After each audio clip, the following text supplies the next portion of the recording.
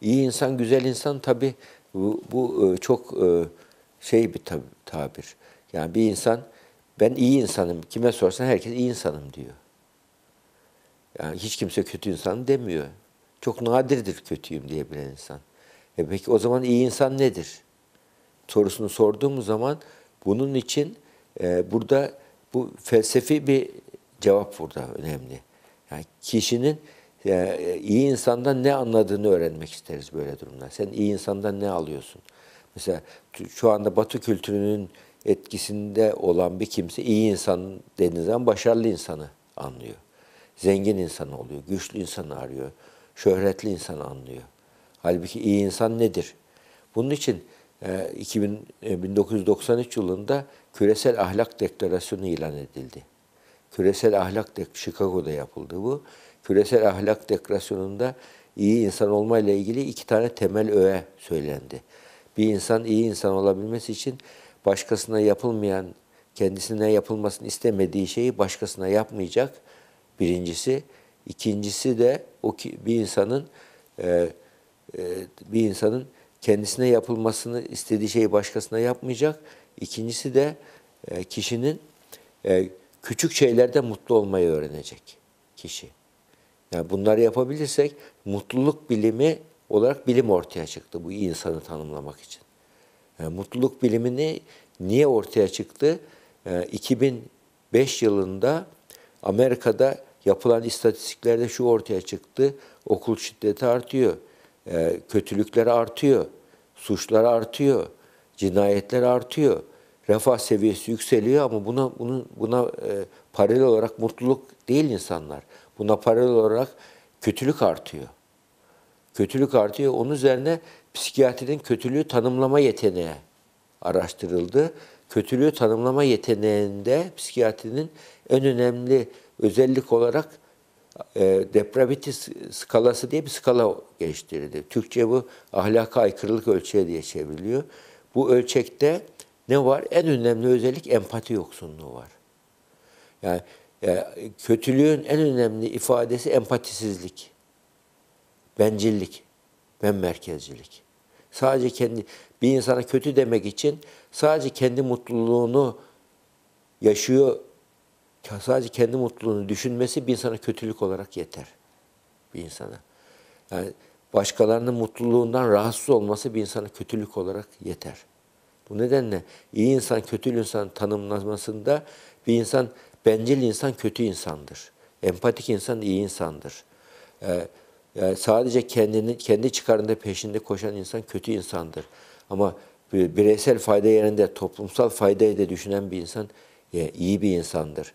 Aynı zamanda sadece kendi hazlarını, zevklerini tatmin eden değil, başka insanların hazlarını, zevklerini de düşünen bir insan iyi insandır. Ve sosyal dokunun bir parçası olduğunu hissetmek iyi insan olmayı gösterir.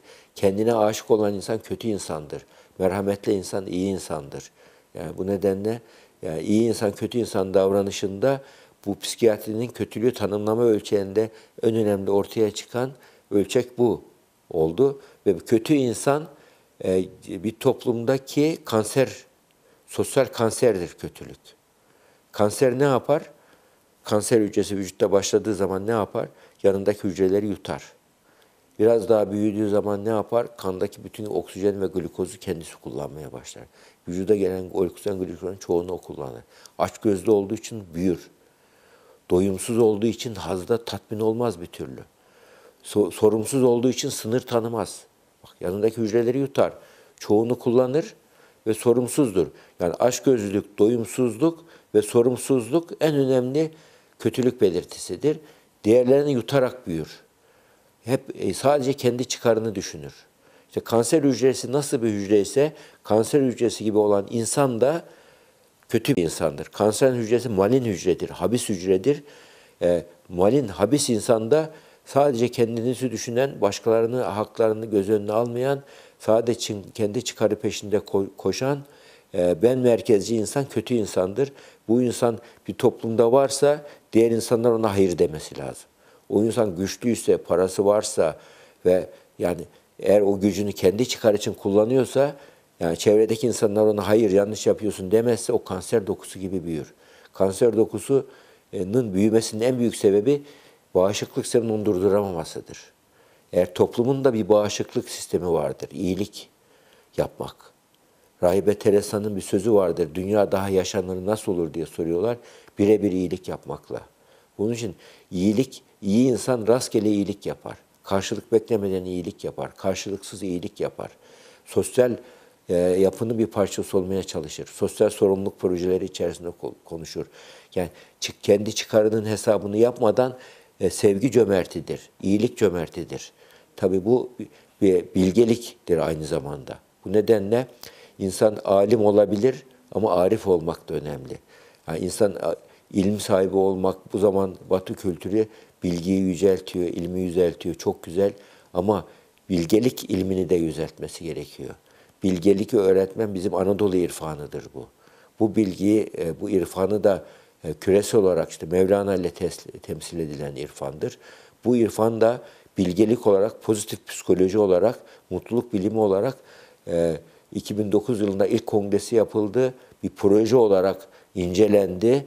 Mutlu insan, mutluluk bilimi olarak tanımlandı. Şu anda 2005 yılında Harvard'da çığır açan ders olarak okutuluyor. 2018 yılında da Yale Üniversitesi tarihin en kalabalık dersi diye pozitif psikoloji dersini sundu.